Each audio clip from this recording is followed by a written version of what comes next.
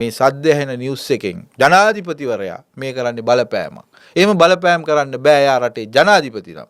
මැතිවරණ කමිෂන් සභාව ස්වාධීනයි කිය හිටියට වැඩක් නෑ. එහෙම නැති අතේ නටවන්නේ නැති ස්වාධීනයයි කියා ගන්න මැතිවරණ කමිෂන් සභාව අපි බලන්න හිටියා දෙවෙනිදා ඉඳන් මේ වෙනකන් ඒක ගැන වගේ වගක් ප්‍රකාශයක් කරේ නැහැ. මැතිවරණය ස්වාධීනත්වය පිළිබඳව මං හිතන්නේ ජාත්‍යන්තර සංවිධාන තියෙනවා.